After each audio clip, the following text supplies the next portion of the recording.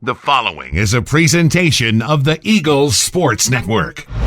Alongside Carson-Newman baseball coach Tom Griffin, I'm Michael Watchering, and this is SeeingEagles.com. As the Eagles get set to travel to Wingate, North Carolina, and take on the Bulldogs back in sack play, Coach, you've had to shuffle around your rotation a little bit. You've had to shuffle around how things go in the bullpen. What do you think of how your pitching staff has handled some of the adversity here at the beginning part of this season? They've handled it very well. Dustin Batson is the one guy we've kind of moved around from a starter to a reliever back to a starter, and Robert Plore, and I think they handled it like leaders should, which is we'll do whatever's good for the team. Mm-hmm.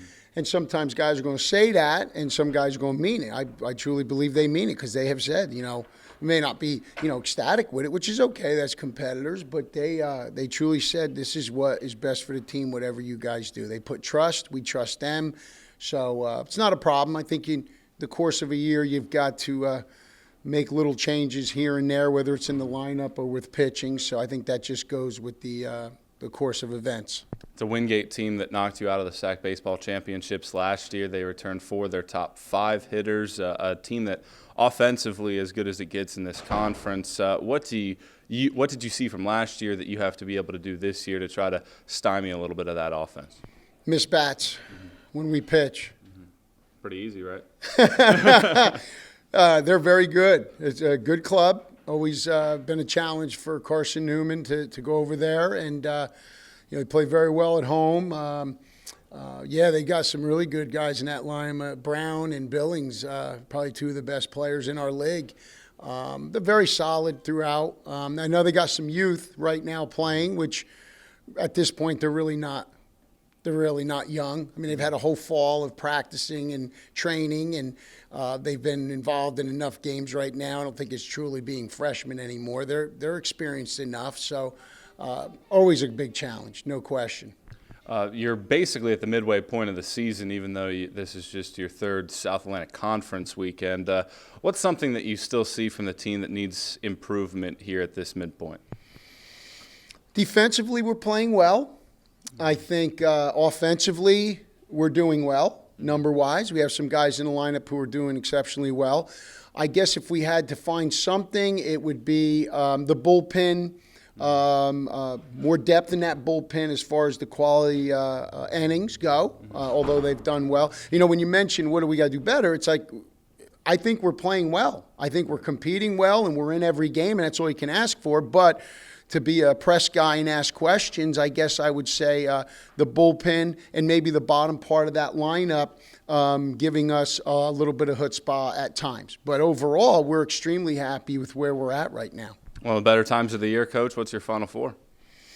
Well, I'm glad you asked. Although it's illegal to actually to participate in it, right, but just for funs and giggles. Right. I see our staff here is trying to get the game on the internet and having trouble doing that. I've got Kansas against A&M. Okay. In one of the Final Fours. And the other one I have North Carolina. But by the way, the reason I've picked A&M, okay, I've got Kansas. Okay.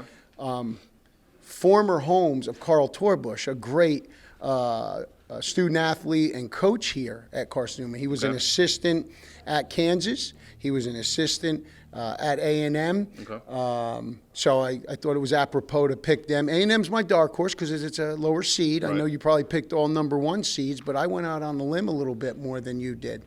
I've got North Carolina, Kansas, a Roy Williams matchup. So you went out on a limb, but you picked 2 number 1 seeds in the title game. I think going out on a limb is in that Final Four having someone picking a 3 seed. Picking a 3 seed, not a 7 seed. A 3 seed is going out on a limb. Well, for me, it's a small limb. Okay. All right, and so I've got Kansas, North Carolina. Okay. I've got North Carolina, Roy Williams winning it, and then soon retiring right after the game. Really, soon retiring right after. Now that's going out on a limb. That is going out on a limb. I don't even know Roy. Yeah. And I'm going out on a limb saying he retires after he wins the national championship. That's quite the limb right there. And I hope it doesn't hurt recruiting for UNC, but that's what I'm saying. And by the way, home of Sylvia Hatchell, who's a Carson-Newman grad on the women's side. Absolutely. So there's some golden nuggets on some teams right there. What about you?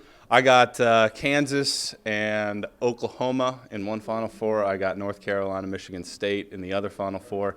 Carolina topping Oklahoma in the title game. Fantastic. Now, you know what they say the calendar is in Michigan?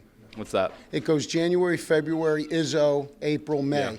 So I have Michigan heard that. State's a very good call. I have heard that. Thanks, Coach. Thank you, sir. We'll have all those games for you on SeeingEagles.com/live. I'm Michael Watching. He's Tom Griffin, and this is SeeingEagles.com.